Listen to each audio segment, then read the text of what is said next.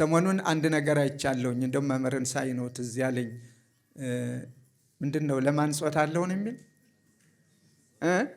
በቃ ተግባብተናል። አንድ ድምፅ ይኖራችሁ፣ አንድ ሀሳብ ይኖራችሁ። አስተማሪው በስቷል። ስለ አንድ ሀሳብ አንዱ መምህር ሌላ ይላሉ፣ ዘመን ባመጣው መሳሪያ ላይ ሌላው መምህር ሌላ ይላሉ። ገላጋይ እያጣ ነው። ማን ይገላግል? ስለዚህ እናንተ ሐሳባችሁን አንድ ላይ ሆናችሁ ቋጩት። ስታዋጡት ያ ድምፅ የሁላችሁም ድምፅ ይሆን። አሁን ብዙዎች ይኸው ቤተ ክርስቲያን ራሷ እኮ ሊቃውንቷ እኮ አንድ አይደሉም በእምነታቸው። መምህር ገሌ እንዲህ ይላል፣ መምህር ገሌ እንዲህ ይላል እያሉ ጥራዝ ነጠቆች እየተጫወቱብን ነውና እንዲህ አይነቱን በስነ ስርዓቱ ተነጋገሩ፣ ተመካከሩ። ስህተቶች አልታዩም ልል አልችልም። ስህተቶች አልተፈጠሩም ልል አልችልም። ግን እነዚያን ስህተቶች በስህተት ነው የምናርማቸው በትምህርት። መምህራን እኮ አስተማሪዎች እንጂ አደባዳቢዎች አይደሉም። አሁን እኮ ምስጢር ምንድን ነው? ምስጢር የሚባለው ምስጢር አለ እንዴ በዚህ ዘመን? አሁን እኮ ምስጢር የሚባለው ጠፋ። ስሙ ብቻ ነው የቀረ። ልብ አድርጉ። አንዳንዶቹ ሲኖዶስም እኮ ትናንትን የተቋቋመ ምን ያስፈልጋል ሲኖዶስ? እዚህ ትናንትም እኮ ሊቃውንቱ ነበሩ ሲኖዶስን ወክለው ሲመሩ የኖሩ፣ ዛሬም ሲኖዶስ አያስፈልግም የሚሉ ብቅ ብቅ ማለት ስለጀመሩ ስሙ ብቻ ምስጢረ ገሌ ምስጢረ ገሌ እንላለን። ግን ምኑ ላይ ነው ምስጢርነቱ? ግን ለማያምነውም የቤተ ክርስቲያኒቷን ውድቀት ለሚፈልገውም ነውርና ስም እየሰጠ ለሚጫወትባትም ዝም ብሎ ይሄ ነው እያሉ ምን ማለት ነው? ይሄ ነው ታቦቱ ያቃለልኩ መስሎት፣ ይሄ ነው ቁርባኑ ያቃለልኩ መስሎት በተደጋጋሚ የሚነሱ ነገሮችን እሰማለሁ። ሲኖዶስ እንደ ኢትዮጵያ ቤተ ክርስቲያን ከተፈጠረ ግማሽ ምዕተ ዓመት ነው። ሲኖዶስ አልነበራትም የሚል አስተሳሰብ በጽኑ እቃወማለሁ። በጽኑ ነው የምቃወመው እንዲህ አይነቱን አስተሳሰብ። ወደፊትም በአደባባይ ስለተነገረ በአደባባይ ልናገር ብዬ ነው። ብዙና ብዙ የምንሰራቸው ስራዎች አሉ። ባዶ ጩኸት አያገለግልም።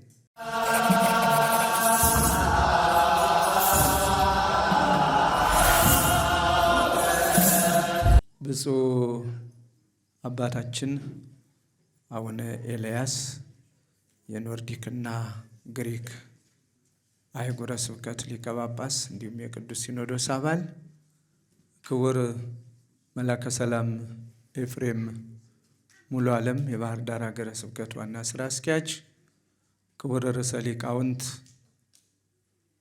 አባ ገብረ ኪዳን የአራቱ ጉባኤያት መምህር፣ ክቡር መጋቤ ብሉይ ዕዝራና ሌሎችም የጠቅላይ ቤተ ክህነት የመምሪያ ኃላፊዎች፣ ክቡራን የገዳማትና የአድባራት አስተዳዳሪዎች፣ የተከበራችሁ ከየአህጉረ ስብከቱ በዚህ በዓል ላይ መጥታችሁ የተገኛችሁ ከትናንት እስካሁን ያላችሁ መምህራነ ቤተ ክርስቲያን፣ በአጠቃላይ በዚህ ዕለት በዚህ ሰዓት በዚህ ምረቃ የተገኛችሁ በሙሉ ከሁሉ አስቀድሞ ልዑል እግዚአብሔር ዛሬንም ፈቅዶ ቅዱስ ፈቃዱ ሆኖ እንዲሁ እንድንገናኝና የቤተ ክርስቲያን ተተኪ መምህራንን አልጫውን ዓለም ማጣፈጥ የሚችሉ መምህራንን የራቀውን አቅርበው የረቀቀውንም አጉልተው አመስጥረው አስተምረው መክረው የእግዚአብሔር ልጆች ማድረግ የሚችሉ መምህራንን ለመመረቅ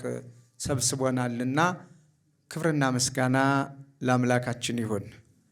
ከሁሉ አስቀድሞ የተከበራችሁ ደቀ መዛሙርት እስከ ዛሬ ከዚህ በኋላ መምህራን ተብላችሁ የምትጠሩ ፈተናውን አልፋችሁ ውጣ ውረዱን ሳትሰቀቁ በክብር ተቀብላችሁ እንደ እግዚአብሔር ፈቃድ ለዚህ የምረቃ በዓል ስለደረሳችሁ እግዚአብሔርም ስላደረሳችሁ ክብርና ምስጋና ለእርሱ ይሁን እያልኩ እንኳን ደስ አላችሁ እላለሁኝ። ደስ ይበላችሁ።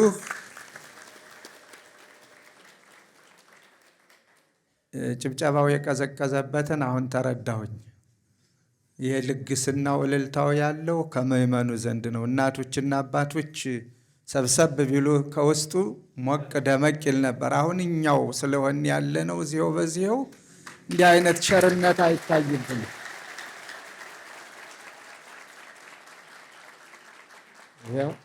መናገር መልካም ነው ለካ ቁስሉን ስላገኘሁት ነው። ስለዚህ ዛሬ የተመረቁ ደቀ መዛሙርት አንደኛ ቤተ ክርስቲያን መልካም ወላድ ናት፣ መልካም ልጆችን ወልዳልናለች። ሁለተኛ እኛንም የሚያግዙ የራቀውን እያቀረቡ የሚያስተምሩ የሚያሳምኑ አስገኝታልናለችና አሁንም ደስ ይበላችሁ። 3 ጊዜ በደንብ ልል ብላችሁ እግዚአብሔር ነው። አንድ ነው የሚቀረን። እግዚአብሔር ይስጥልን። በድጋሚ እንኳን ደስ አላችሁ። በሁለተኛ ደረጃ ክቡር ሊቀ ሊቃውንት ስምዐኮነ መላክ እንዲሁም ምክትላቸው አቤት መምህር ኤርምያስ ምክትል አሏቸው። እዚህ ከቦታው ሳይለዩ ተግተው የሚያስተምሩ ሁለቱም መምህራን እንኳን ደስ አላችሁ። የድካማችሁን ውጤት በየዓመቱ ለማስመረቅ በመብቃታችሁ እኛም ደስ ብሎናል። ደስ ይበላችሁ። እንኳን ደስ አላችሁ። አመስግናችሁ።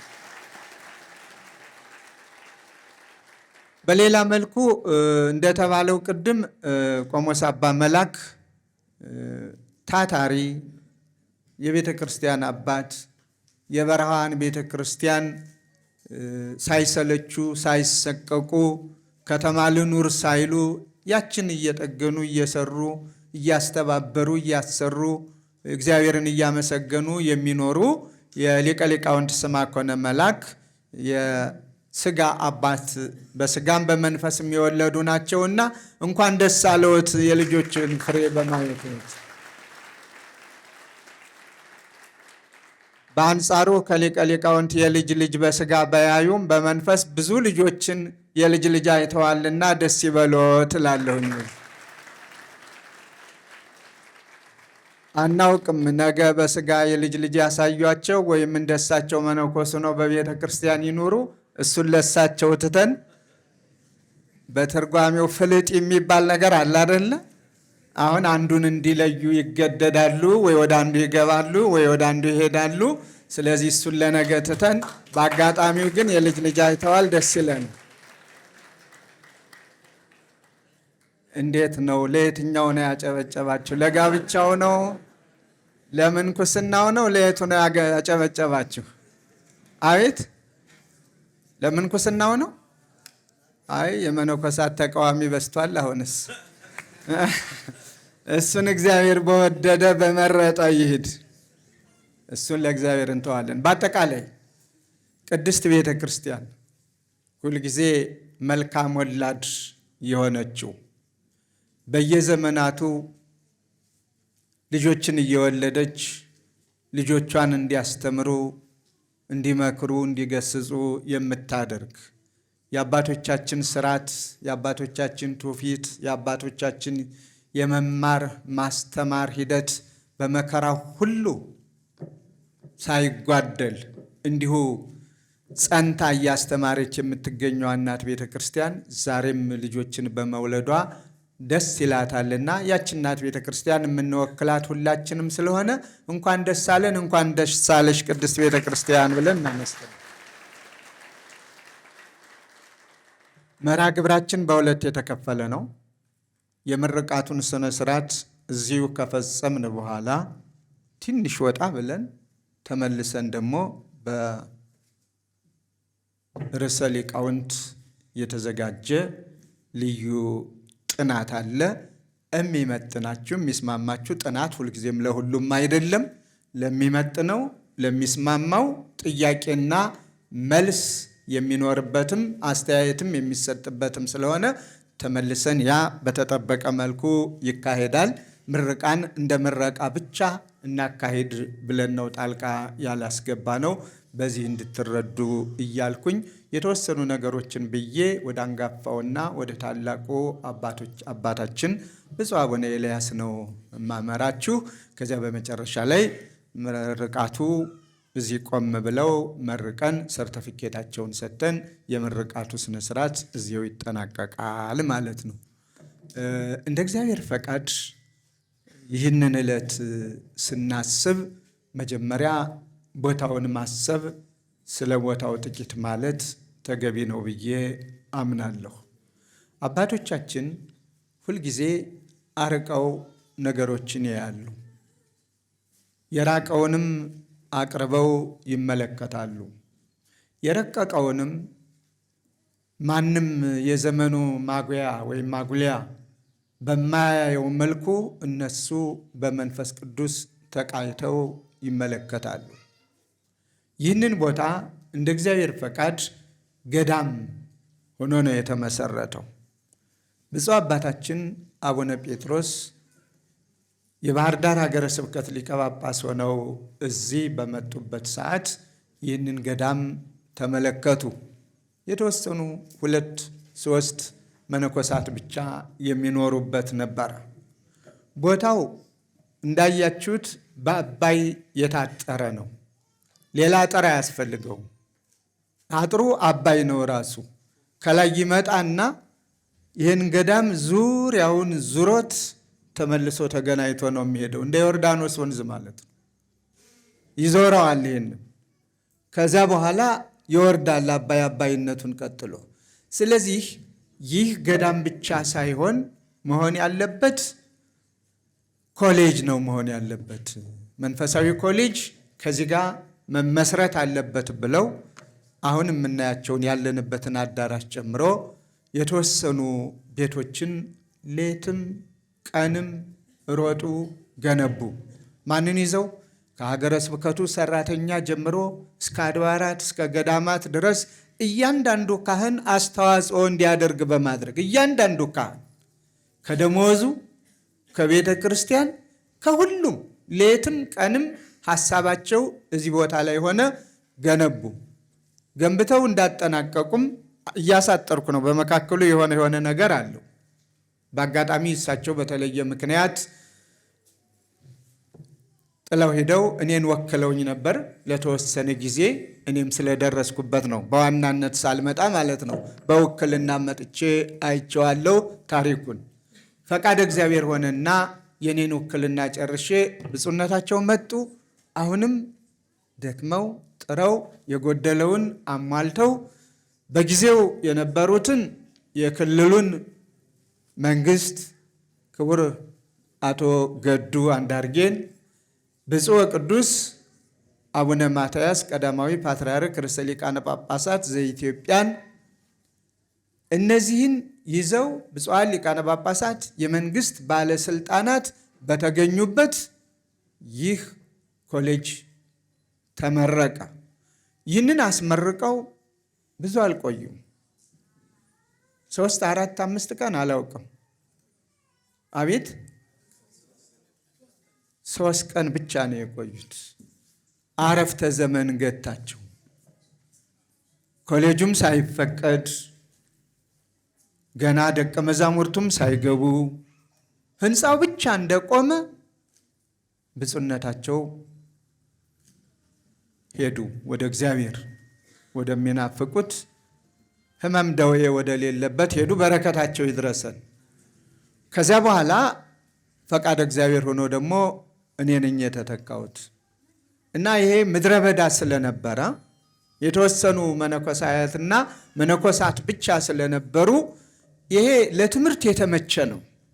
አንደኛ ከከተማ ወጣ ያለ ነው። ለከተማው ቅርብ ሆኖ ከከተማ ወጣ ያለ፣ በሌላ መልኩ ደግሞ ጉርብትናው ከእውቀት ምንጭ ጋር ነው።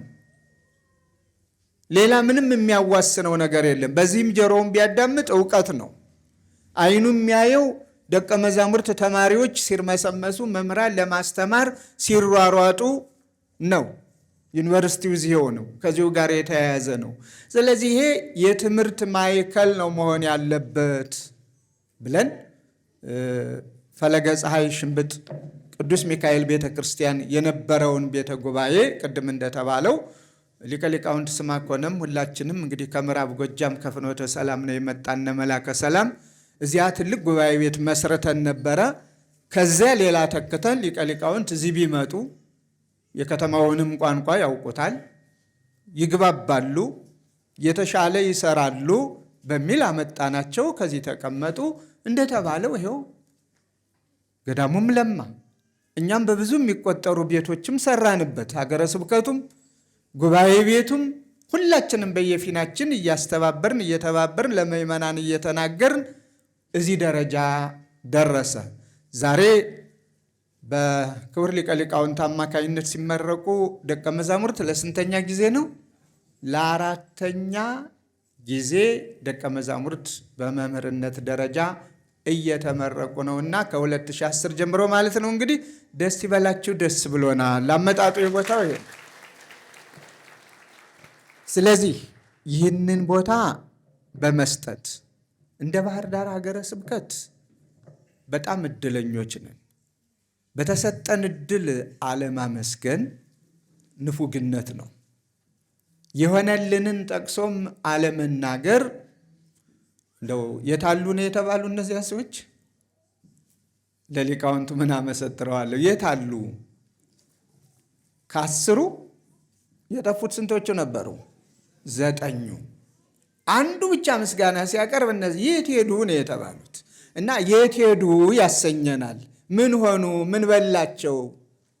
ምን አፋቸውን ዘጋው ያሰኛል። እንደ ባህር ዳር የትናንትናውን የክቡር ርዕሰ ሊቃውንቱን ታላቅ ሰንፔር ሆስፒታል የተባለውን ብቻ ማየት በቂያችን ነው። እንደ ባህር ዳር የክልሉ መንግስት ቅድስት ቤተ ክርስቲያን አጥንታ በምታቀርበው በትክክል ልትሰራው የሚገባትንና በመብቷ ላይ ሳይደራደር ማንኛውንም ነገር እስካሁን እያደረገልን ነው። ስለሚያደርግልን ሁሉ ደግሞ እግዚአብሔር ይመስገን እናመሰግናለን ነው። እንግዲህ ምናልባት ከተጨበጨበ እንደቀድሞ ሞቅ አድርጉ።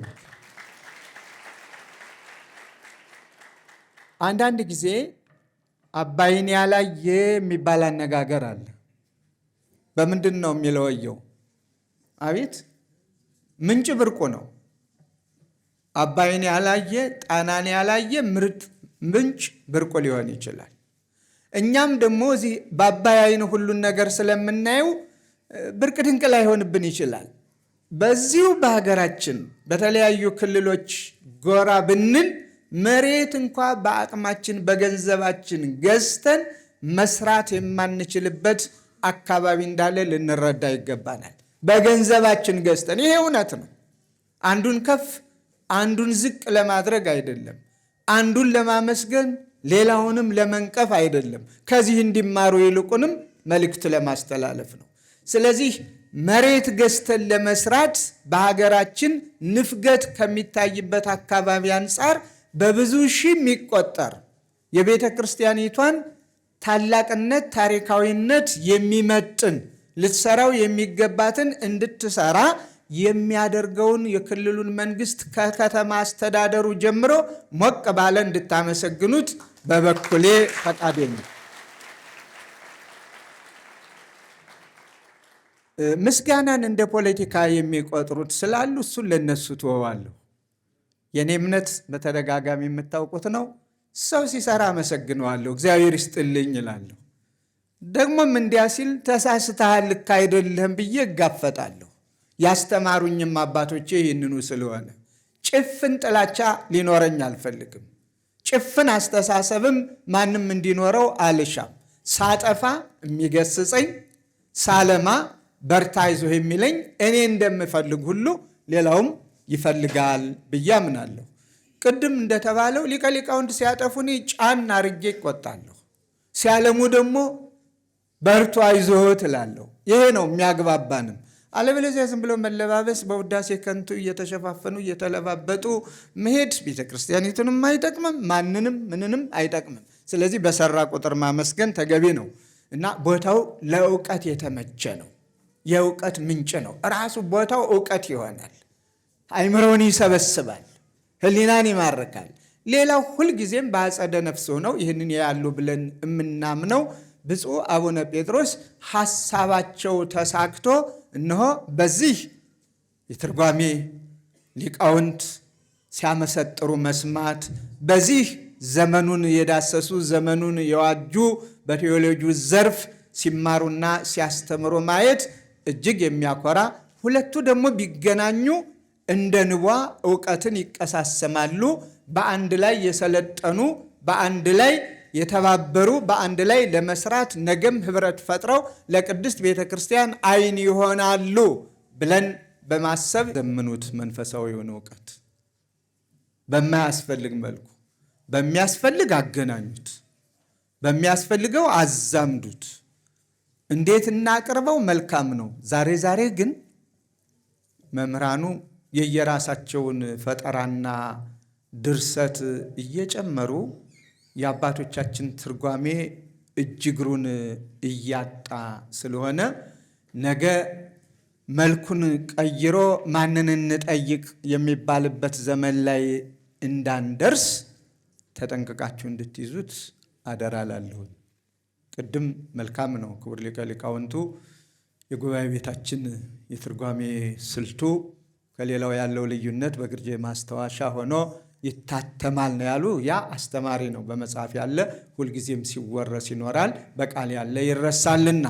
ስለዚህ የተማራችሁትን በአባቶቻችሁ ስርዓት እውቀት ብቻ ሳይሆን መንፈሳዊነት በተግባር የተገለጠ በምግባር ያጌጠ በእውቀት የተቀሰመ ይህንን ሁናችሁ ከኖራችሁና ካስተማራችሁ ሰሚያችሁ ብዙ ነው።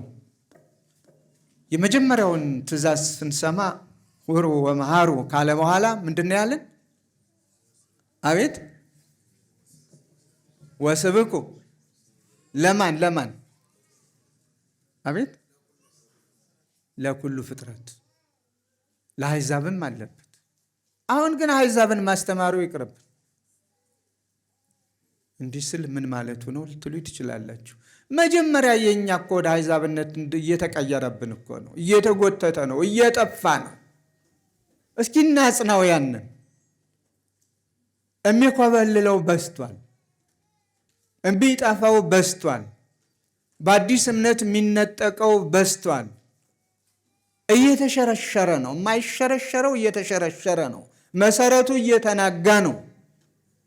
ደግሞም ማስበርገጊያው ሁልጊዜ ምንድን ነው ከተባለ አንዱን ደካማ፣ አንዱን ብርቱ፣ አንዱን ኃጢአተኛ፣ ሌላውን ጻድቅ አድርጎ ተስፋ በማስቆረጥ ብዙ ምዕመናን እየጠፉ ነው።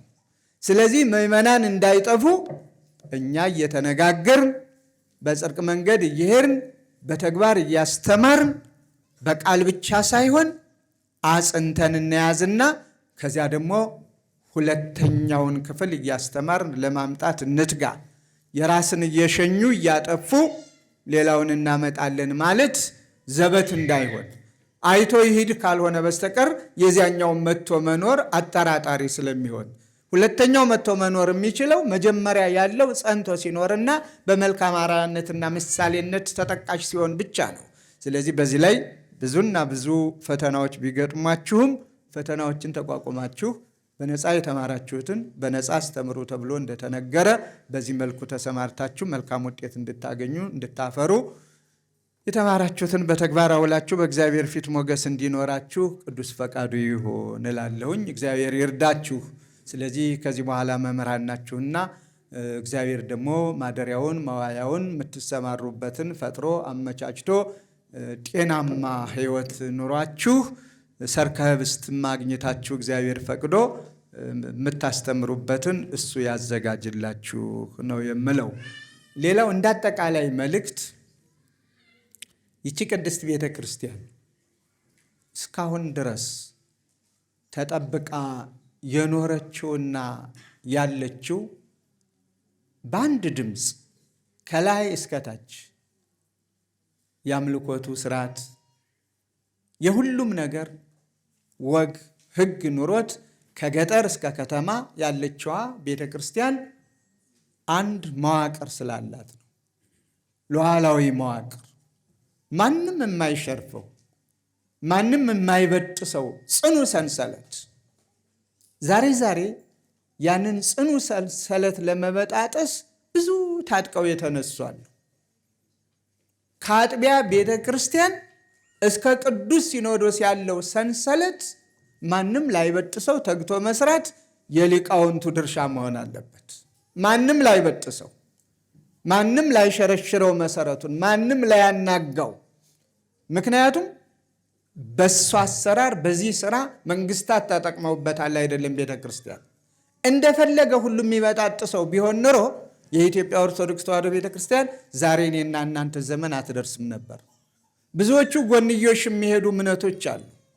ሲጣሉ የሚለያዩ፣ ጎጆ የሚወጡ፣ በዚያ መልኩ ሲሄዱ የኖሩ ሁሉ የሰሯቸው አብያተ ክርስቲያናት ዛሬ እየተሸጡ እየተለወጡ ለመሳሰሉት ለዓለማዊ ስራ መስቀላቸው እየወረደ እያየን ነው። ይህን ሁልጊዜ ልንነጋገርበት ይገባናል። ይቺ ቤተ ክርስቲያን ግን መዋቅሯ ጽኑ ስለሆነ ማንም የሚገባበት ዘው የማይልበት ስለሆነ ጸንታ ኖራለች እና ዳርዳርታዎች ይታያሉ። ለምሳሌ የባህር ዳር ሀገረ ስብከት፣ ይሄ ምን ይባላል? የባህር ዳር ሀገረ ስብከት ንገሩኝ። አቤት የአራቱ ቤተ ጉባኤ ነው። የባህር ዳር ሀገረ ስብከት ሌላ ስም የለውም። ሌላ ዝል ቅጽልም የለውም። የማን ነው? ማን ነው ባለቤቱ? ባህር ዳር ሀገረ ስብከት። ባህር ዳር ሀገረ ስብከት ማን ነው? ተጠሪነቱ ለማን ነው? ለመንበረ ፓትርያርክ ጠቅላይ ቤተ ክህነት። መንበረ ፓትርያርክ ጠቅላይ ቤተ ክህነቱ ለማን ነው ተጠሪነቱ? ለቅዱስ ሲኖዶስ። እንዲህ እያለ ነው የሚሄደው። በዚህ መዋቅር ላይ ማንም ሊገባ አይችልም። ሰንሰለቱን ጠብቆ ነው የሚሄደው። የትኛውም ቤተ ክርስቲያን ተመሳሳይ። አሁን ዛሬ ያለንበትን ነው ምሳሌ የጠቀስኩት። ከዚህ ውጭ ከሆነ ይህ ቤተ ጉባኤ እልፍ ብሎ ሌላ ተጠሪ፣ ሌላ ጎንዮሽ ግንኙነት አለው ማለት ሀገረ ስብከቱ ሳያውቅ የሀገረ ስብከቱ አይደለም ወደሚለው እንመጣለን ማለት ነው። የሁላችሁም እርግጠኛ ነኝ የርዕሰ ሊቃውንትም በዚሁ መልኩ ነው። ትናንትም ሲናገሩ ነበር። ያ ቤተ ጉባኤ የማን ነው? የጣና የርዕሰ አድባራት ወገዳማት ጣና ቅዱስ ቂርቆስ። የዚያ መምህር ማን ናቸው? ርዕሰ ሊቃውንት። የባህር ዳር ሀገረ ስብከት መምህር ማን ናቸው? ሊቀ ሊቃውንት። ዛሬ እነዚህ አሉ፣ እኔም ዛሬ አለሁ። ነገኛ ባንኖር ሁላችንም አረፍተ ዘመን ቢገታን ቦታ ቀይረን ብንሄድ ይሄ ቦታ ምኑን ጠብቆ ይሄዳል ማለት ነው? በመምህር ሌላ መምህር ይተካል፣ በጳጳስ ሌላ ጳጳስ ይተካል። ቦታነቱ ጸንቶ ሰንሰለቱን ጠብቆ ይሄዳል እስከ መጨረሻው ማለት ነው። ይህንን ልንጠብቀው ይገባናል። ስለዚህ መምህራኑ የማን እንደሆኑ በግልጽ መቀመጥ አለበት። አባ አብርሃም የአባ አብርሃም ሀገረ ስብከት አይደል። የዚህ ሀገረ ስብከት ሊቀ ጳጳስ ማን ነው ሲባል አባ አብርሃም ሊባል ይችላል። የዚህ ሀገረ ስብከት ስራ አስኪያጅ ማን ነው ሲባል እገሌ ነው ሊባል ይችላል። ስንለቅ ደግሞ ለቀቅን፣ ተተኪው ነው የሚሄደው። የኔ የምንለው ነገር የግል የሚባል ነገር የለውም። ስለዚህ ግል አስተሳሰብ እንደው በማሞካሸት የሌለ ነገር በመፍጠር ከቤተ ክርስቲያን ወጣ የሚያደርግ ስራ የሚሰሩ ብዙ ሰዎች እናያለን። ከእንዲህ አይነቱ ሊጠበቁ ይገባል።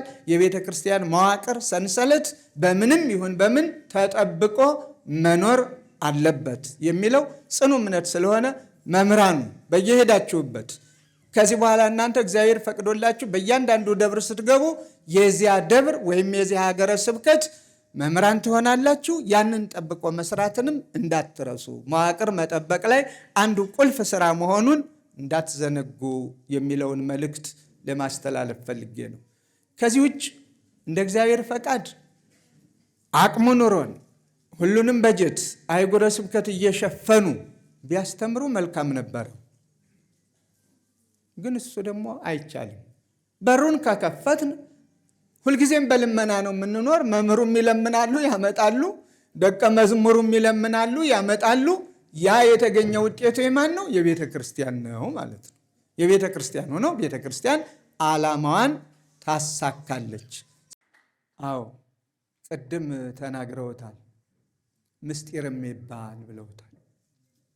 አሁን እኮ ምስጢር ምንድን ነው? ምስጢር የሚባለው ምስጢር አለ እንዴ በዚህ ዘመን? አሁን እኮ ምስጢር የሚባለው ጠፋ። ስሙ ብቻ ነው የቀረ። ልብ አድርጉ። ስሙ ብቻ ምስጢረ ገሌ ምስጢረ ገሌ እንላለን። ግን ምኑ ላይ ነው ምስጢርነቱ? በአደባባይ አደባባይ ስንል በዛው በየሚያምነው በየእምነቱ ከሆነ ምንም ማለት አይደለም። ማወቅ አለባቸው ምዕመናን ሊያውቁት በሚገባቸው መጠን። ቅድም እንደተነገረው ወተት ለሚገባው ወተቱን፣ ጋዳ ለጦሙና ዳቦ ለሚገባው ዳቦውን አድርጎ እንደየአቅሙ መስጠቱ ተገቢ ነው። ግን ለማያምነውም የቤተ ክርስቲያኒቷን ውድቀት ለሚፈልገውም ነውርና ስም እየሰጠ ለሚጫወትባትም ዝም ብሎ ይሄ ነው እያሉ ምን ማለት ነው? ይሄ ነው ታቦቱ ያቃለልኩ መስሎት፣ ይሄ ነው ቁርባኑ ያቃለልኩ መስሎት፣ ይሄ ነው ገሌው። ምኑ ላይ ነው ምስጢሩ? ቤት ውስጥ መምህራን እኔ ባጠፋ ምሳሌ መምህራን ተሰባስበው እንፈልግሃለን ብለው በላባ እንፈልግሃለን ይህን ካንተ ድክመት አይተናል አርም ማለት ነው የሚቀናው? ማስተካከል ማስተማር ነው የሚቀናው? ወይስ አደባባይ ላይ ለሚያምነውም ለማያምነውም አባገሌ ማለት እንደዚህ ነው ብሎ ማሳበቅ መክሰስ? መጀመሪያ ከሳሽነት የማን ነው? ጸሐፊ ተምያንነት የማን ነው? ጸሐፊ ተምያን የተባለ ማን ነው? ከሳሽ ማን ነው? እንደ መጽሐፍ ቅዱስ ትምህርት። ስለዚህ ይህን ብሎ መናገር እንኳ ራሱ ያሰድባል። እንዴት እንዲህ አለ? ይህንን አብጠልጥለው የሚሰድቡኝ ነገ ይፈጠራሉ። ጸጋ ነው ብዬ ለመቀበል ነው እንደ ፍሬ ስናገር። እና ግድ የላችሁም ቤታችን ውስጥ መክረን ማዳን ያለበትን እናድን። የማይድን እስከሆነ ምን እናድርገው? እንደ ቤተ ክርስቲያናችን ስርዓት ሕግ አላትና ገዳም የሚገባው ገዳም ገብቶ እንዲጸልይ፣ ተሰብስቦ መቀመጥ ያለበት ተሰብስቦ እንዲቀመጥ፣ አልፈልግም ለስርዓተ ቤተ ክርስቲያን ተገዥ አይደለሁም ካለ ደግሞ ተወግዞ እንዲለይ ስራን መስራት መምህራኑ ከእናንተ ይጠበቃል። ይህንን ጥረት እንድታደርጉበት አደራ እላለሁ። በተደጋጋሚ የሚነሱ ነገሮችን እሰማለሁ። ሲኖዶስ እንደ ኢትዮጵያ ቤተ ክርስቲያን ከተፈጠረ ግማሽ ምዕተ ዓመት ነው። ሲኖዶስ አልነበራትም የሚል አስተሳሰብ በጽኑ እቃወማለሁ። በጽኑ ነው የምቃወመው እንዲህ አይነቱን አስተሳሰብ። ወደፊትም በአደባባይ ስለተነገረ በአደባባይ ልናገር ብዬ ነው። ሲኖዶስ ቤተ ክርስቲያን ተለይቷት አያውቅም። ሲኖዶስ የሌላት ቤተ ክርስቲያን ቤተ ክርስቲያን አይደለችም። የኢትዮጵያ ቤተ ክርስቲያን ከሆነች ቅዱሳን ሐዋርያት በሲኖዶሳቸው ውሳኔ ከወሰኑበት ጊዜ ጀምሮ ያ ሲኖዶስ እየተተካካ አሁን አለንበት ዘመን ደርሷል። ስለዚህ የኢትዮጵያ ቤተ ክርስቲያን የራሷ ልጆች አልነበሯትም ጳጳሳት ሆነው የሚመሩ ነው መባል ያለበት።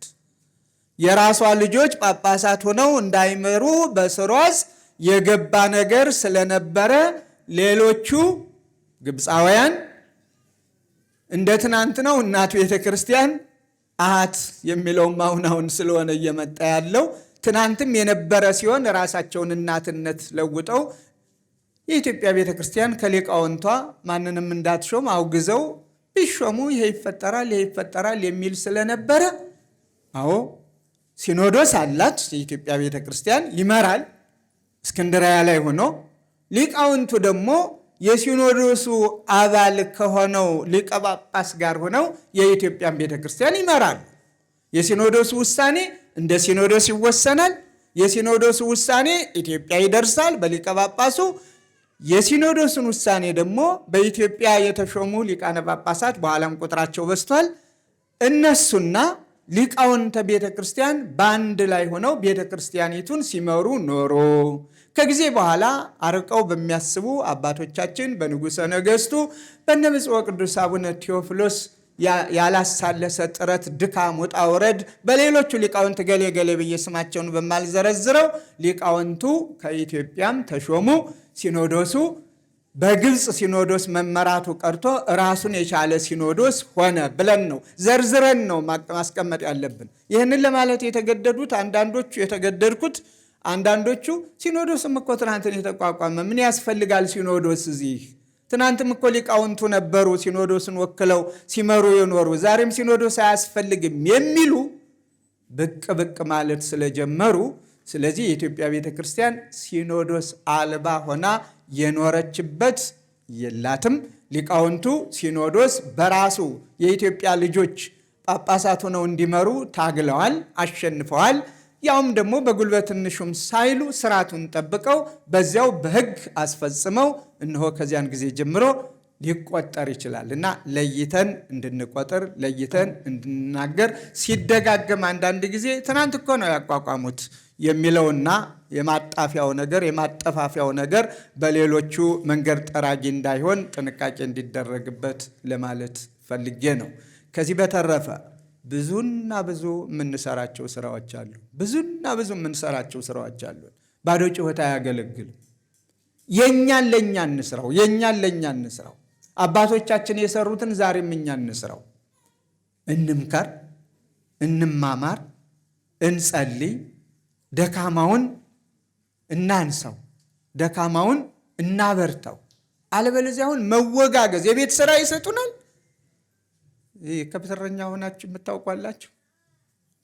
ይህ ከፍ ያለው እንደው ጎልመስ ያለው ወጣት ክፋቱ መከራ ነው። እነዚህ ህፃናትን ይሰበስብና ለበቆች ከርክሞ በጣም አልፍቶ ወይ ልምጭም በሉት ከባህር ዛፍ በጣም ፀሐይ አስመትቶ በደንብ ያስተካክልና እንትፍ ብሎ እዚህ ጋር የባና አባት ገደል ገባ ይለዋል።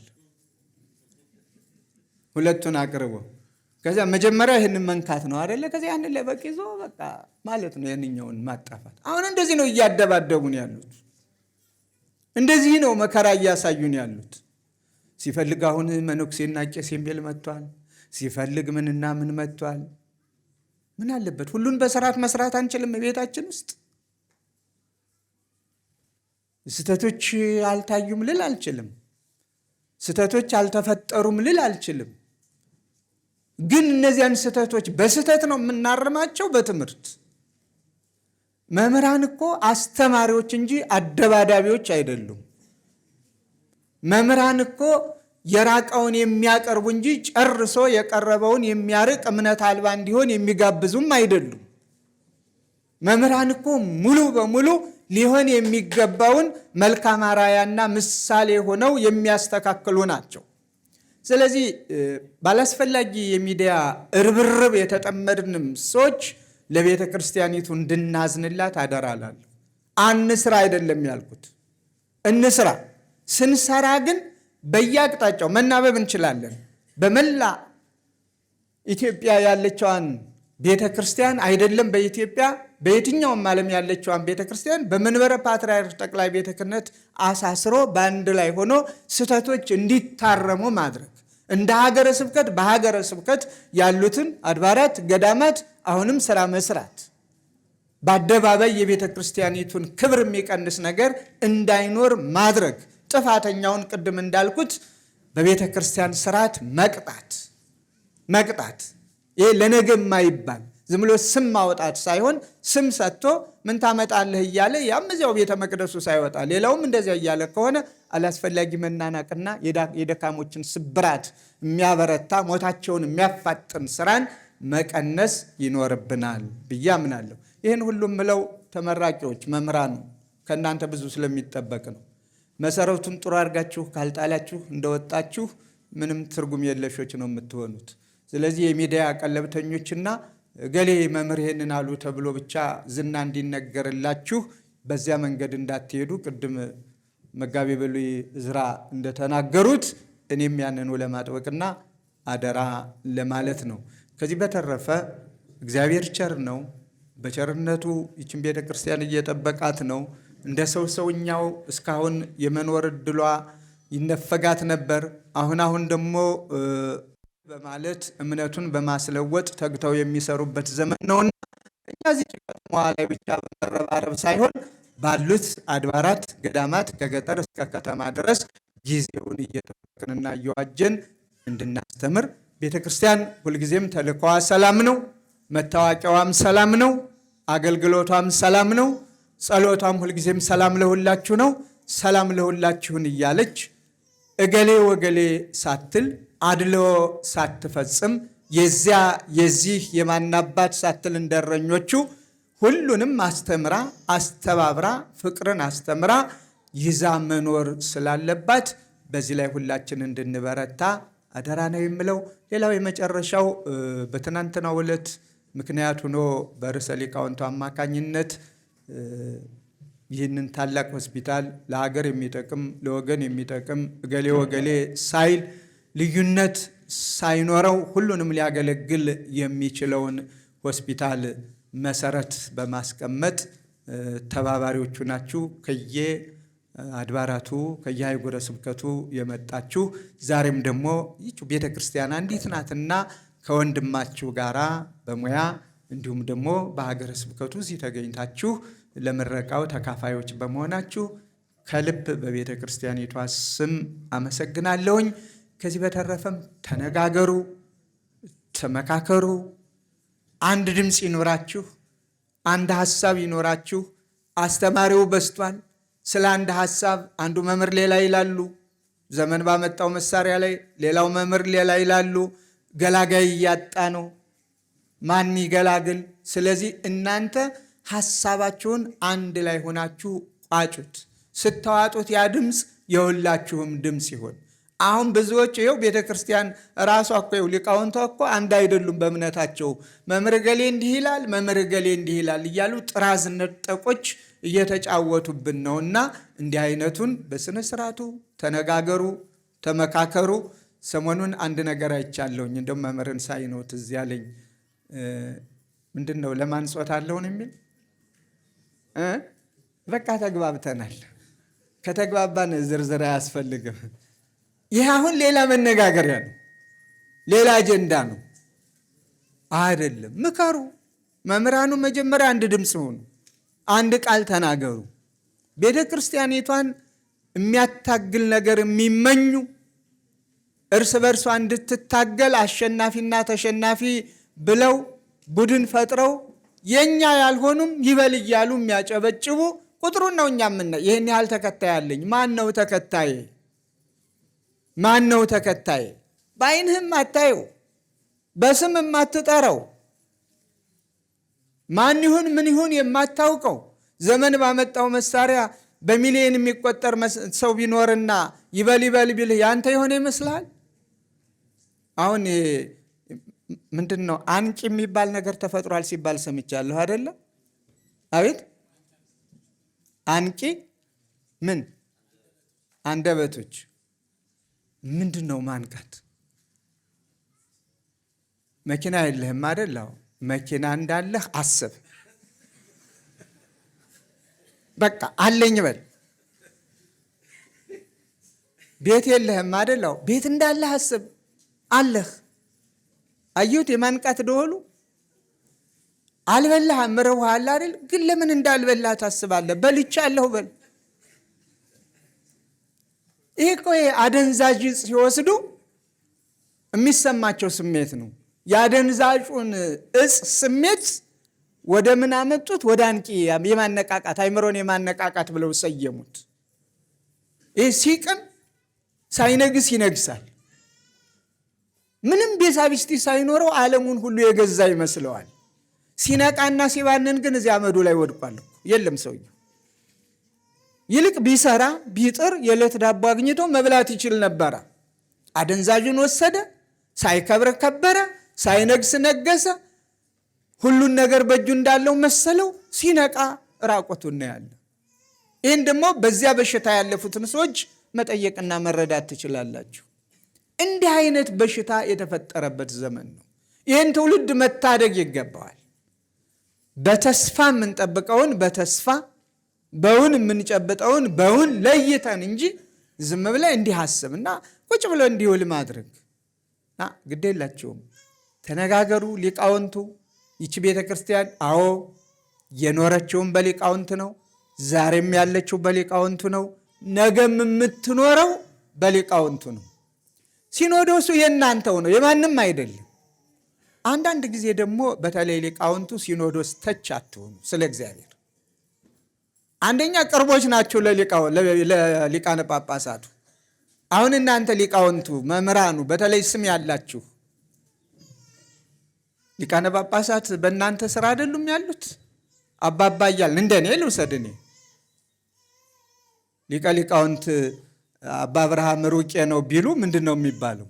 ሊሉም አይችሉ። በፈለጉበት ሰዓት ይገባሉ፣ ቢፈልጉ ያድራሉ እዚያው።